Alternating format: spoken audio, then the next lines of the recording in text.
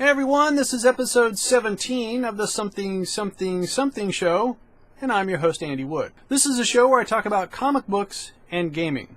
When it comes to comic books, I'm going to pass along some comic book news that you may or may not know. I'm going to tell you about some of the comic books I've recently read, or my read pile, and then I will peek into the near future and pass along some of the up-and-coming weekly releases.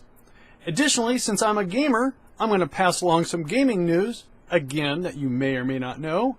And then I'm going to tell you what I've been playing. Comic book code, comic book code, comic book code. What the heck is a comic book code? Well, if you're new to the show, you're going to see a code up on the screen. You're going to see the title of a comic, and you can take that comic to one of the redemption links down below, depending upon if it's Marvel or DC, which should be fairly obvious by the title, hopefully. You redeem the code. You get the comic, you read the comic. You can read it on your PC, on your tablet, your phone, your television, if you got one of those fancy televisions. Anyways, it's a comic, it's free, it's cool. This is the part of the show where I talk about that comic book news that you may or may not know. First up is the X-Men Days of Future Past movie trailer. It came out on October 29th. Did you see it? Well, I saw it. And it doesn't matter if you didn't see it, because what I saw, I don't recall from the comic books. And the comic books I'm talking about is Uncanny X-Men issue number 141 and 142 that came out all the way back in 1980.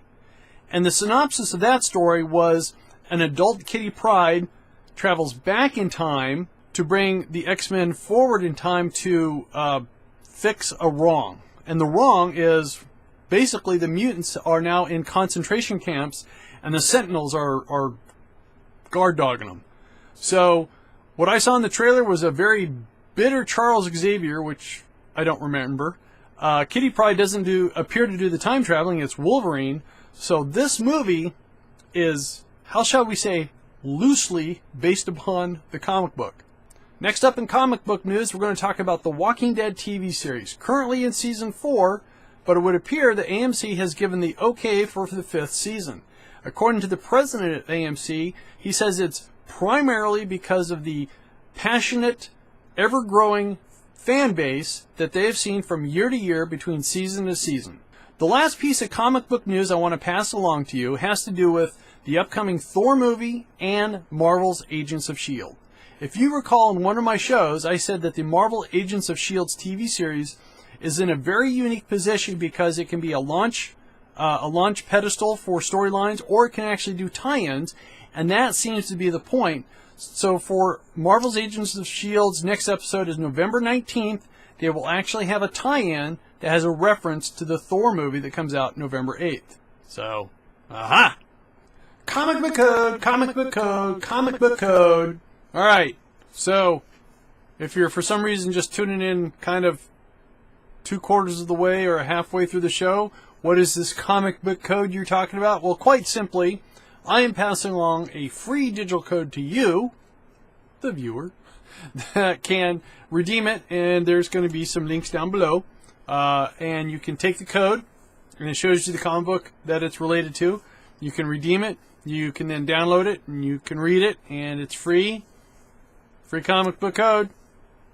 Alright, so now we're going to talk about my read pile.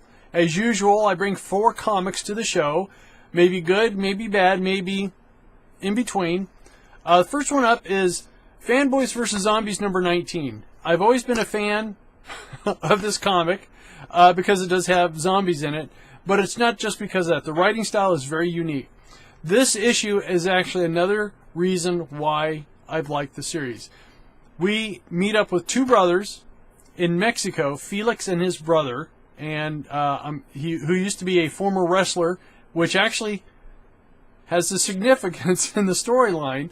His brother only speaks Spanish, but Felix will translate. And why would they translate? Well, 2 of the mainstream characters, Burger and Rob, meet up with these guys at a train station, which Felix and his brother are trying to fix a train up to take their entire village from Mexico up to Canada away from the zombie apocalypse. But no one knows how to really work the train. So, again, comedy, zombie mayhew, Mexican wrestler, You might be able to put it together from there. So, again, Fanboys vs. Zombies, number 19. I recommend it. It's fun, tongue-in-cheek, humorous, cross-cultural because we're in Mexico. So, next up, X-Men Battle of the Atom number 2, the final chapter in this story arc. And again, I said a couple shows ago, best X story I've read in the last 20 years. And in this one, it's one of those things I had to read twice because I wanted to make sure I grasp it. And I almost kind of think the title should have been Who Lives, Who Dies, Who Stays, Who Switches Sides, or something like that. Because you really kind of get caught up in the drama, which I'm not a big fan of. There are some surprises I won't tell you about. There is a future X-Men that stays, and it's going to make things complicated, I think. So complicated to where I think to fix the problems that I think the Marvel U has right now is because with all this time travel that's going over, and not just in this title, they've been time traveling in the Avengers, Indestructible Hulk, but I digress. I think the X titles are probably going to be doing another big crossover, see what I did there, to maybe undo any sort of complications coming up. Next up is Ultimate Comics Cataclysm .1.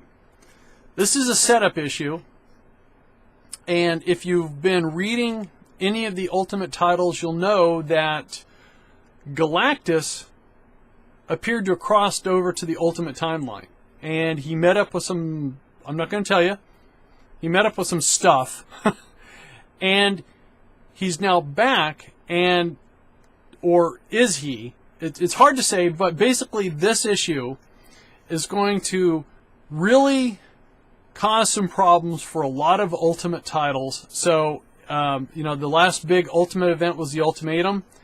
This could be very much well be Ultimatum 2. So, good setup issue. Superior Spider-Man number 20. Again, one of my top 5 comic books. Slott has been doing a great job at keeping Spider-Man as a franchise not only just alive, but just thriving. And I don't say that often, but it's a writing style that's married with what Spider-Man should be, because if you've been reading it, you know what's been going on. But Spider-Man is Spider-Man. If he's written correctly, it's a fantastic read. Now, in this one, Peter Parker, or the Superior Spider-Man, actually has 2 things happen, which I think are going to have some incredible, everlasting problems in the storyline. One has to do with a black cat. And the second one is Peter Parker trying to pass any scientific information or findings off that might have been Doc Ock. So think about that. And that's my read pile. Good stuff. Check it out. Comic book code, comic book code, comic book code. All right. We should have another code, if I'm doing my job right. Should be a title to go along with that code. And if you've done this before, you know what to do. If not, if you're new, you grab this code, you copy it down, you go to the website that's in the links down below, you redeem them, you get the comic, you can read it, and everyone's happy, right? What are the new comics for week November 6th, 2013? Amazing X-Men number 1. Ever since Nightcrawler's death in X-Men Messiah Complex, the X-Men have been without a heart and soul. After learning that their friend may not be dead after all, it's up to the X-Men to bring their friend back home.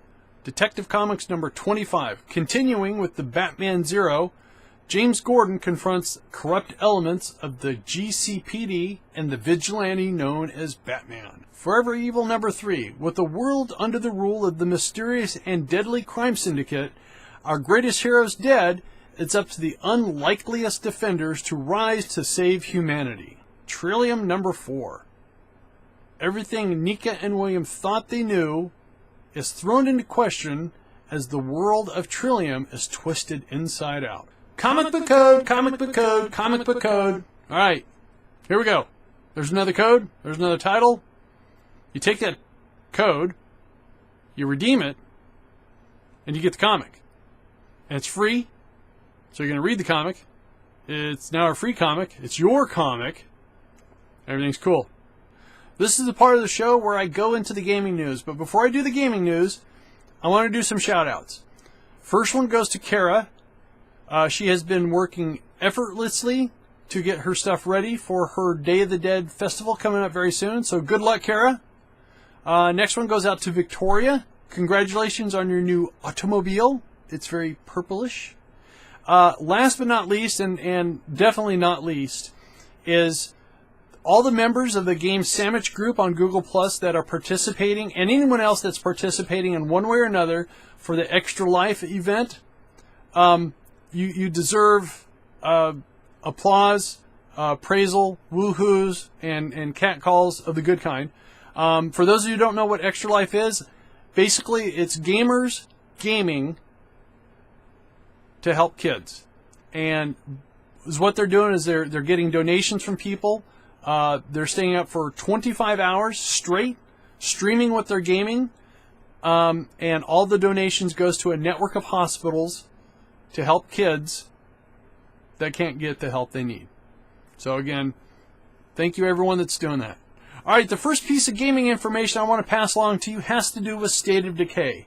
On November 5th, they actually will go into release for the PC. They'll be moving out of their beta or alpha, and they'll finally be released.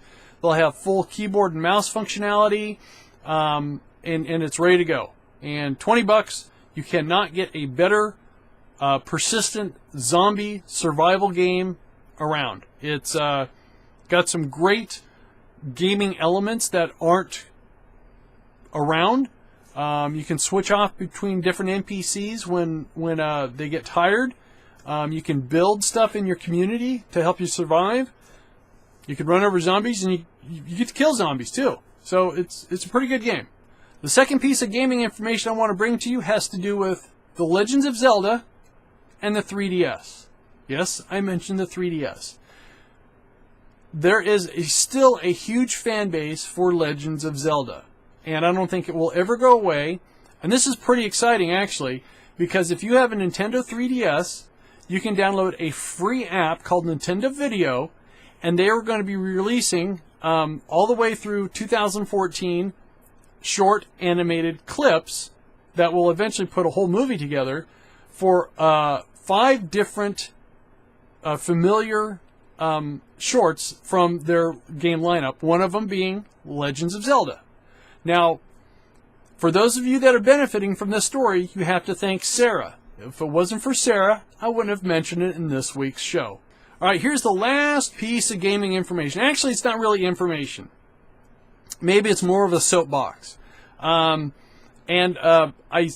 want to do this because I think this might be relevant information. And I think I've been mentioning this, and it's going to have to do with the PlayStation 4 and the Xbox One. I know what you're saying. Oh my God, Andy, quit talking about it. Well, both the PlayStation 4 and the Xbox One, I'm going to guarantee you right now, are going to have launch day issues of phenomenal failure. First of all, Sony released a huge FAQ, and there were some big issues in there that a lot of people were upset with. Basically, the PlayStation 4 would not be a media server. In other words, you wouldn't be able to play MP3s, MP4s, any other sort of media. The PlayStation 3 serves as a great media server, but the PlayStation 4 would not. However, it would seem that they listened to the fans, and there's going to be a patch. So, one of the things that Sony boasted you will not do, have to do, on release date is have to deal with an update patch. Well, now you're going to have to. Xbox One already announced they're going to have a release patch, and it's to kind of backtrack some of the stuff about the sharing issues and all the other stuff where they said you couldn't do, but now you can do. So, both consoles, when they come out, the back end of their networks are going to be so bogged down, so inundated, that when you try to do these updates, already you're going to be frustrated. So, here, but I know what you're saying, Andy, look, I want to get a PlayStation 3 because of, what's their exclusive? Oh, Killzone. Well, that's fine. And I know it's really cool to be the kid on the block that gets the new cool toy and the new cool game and to be cool. But is it cool to be frustrated? I don't think so. I hate being frustrated. I don't like it at all.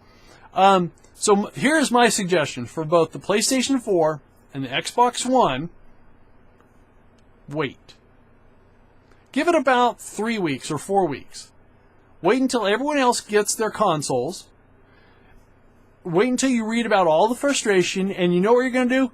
Thanks, Andy. That was some great advice. It is. The same thing has happened to the Xbox 360. Not when it was released initially, but the second year, once everyone found out it was such a great console, the second year when people were trying to set up their accounts and stuff, it just bottlenecked the system and no one could log in to play games. So it was terrible for everyone. So if you're going to get a PlayStation 4 or an Xbox One, just wait. Okay? So, again, a little bit of a rant. So, there you go. Alright, so here's part of the show where I tell you what I've been playing. I've been playing two things. Well, okay, primarily I've been playing one. Alright, 99% of the time I've been playing just one thing, which is Batman Arkham Origins. Now, I have read and listened to about a half dozen reviews on the game. They make some very valid points, and reviews are like elbows. Everyone has one, or opinions. Basically, reviews are opinions. And they make some very valid points. But some of the points, I really don't give a hoot. The most important thing is if you get a game, was it fun? Yes, this is a fun game. I mean, it's a button masher. It's not as big as Arkham City, which it kind of feels like it is, but it's not. If you are into any sort of comic book related games, you're going to really like it. I haven't done any of the multiplayer, so I can't speak to it, but I've completed the main storyline. I'm going through and wrapping up all the side missions, and for those of you that follow me on YouTube and you see my Let's Play videos, you're probably up to date as of now, so you can see I've been cussing a couple times. Sometimes it just seems like it cheats. I don't know, it could be. Now, what I did try, and I wanted to try very badly, and I was very excited about it, was a survival horror game called Nether. They had a huge release debacle. Again, trying something on day one is always cool, but frustrating. Now, I didn't get frustrated because I had something else to play. I had Batman. But once I finally got the game installed, once I got connected, I had some terrible flashbacks to another game that I've never gone back to. I am referencing War Z, and if you do a Google search on it, you'll actually find that they renamed the name to Infestation Survival Stories is the new name of it. And basically, you get dropped into an area of the game, and you have to survive. And that's it. Well, Nether is basically the same thing. And I got flamed big time in the game when I said, hey, this game is exactly... They said, no way, it's not. I said, yeah, it is. Because what I don't like about the game, first of all, let me bring that up, is when you go into the game, you have a knife, and I think you have one snack pack or something like that.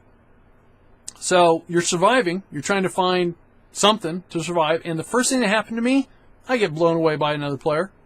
Was that fun? No, it was not. So I went in again. And by the way, the character creator, terrible. It looks almost exactly like the other game I was referring to, War Z or the Infestation Survival Stories. It almost looks identical. And I don't know why. It should be more unique. They don't have female tunes. And again, this game is in beta. So maybe they got some big plans coming. When I got in the second time, I found a building. I found a gun. I found a hatchet. I saw a couple of players running away, and I did not pursue them.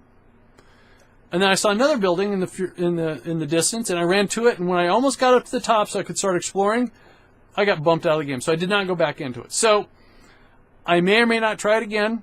Again, it's in early access, either their website or via Steam. Again, it's a PC game. It had such raw potential, and it still could also. But I'm more excited about playing Batman right now. So that's what I've been playing. Ladies and gentlemen, this is part of the show where I must say goodbye now. That's the end of the show. Again, I want to thank you very much for taking the time to watching this. Again, the support I get from the community is just about the best darndest support in the world. And I want to thank you all very much for the kind feedback, for the criticisms that I get on telling me what's working for you guys, what's not working. I'm trying to make some of the changes.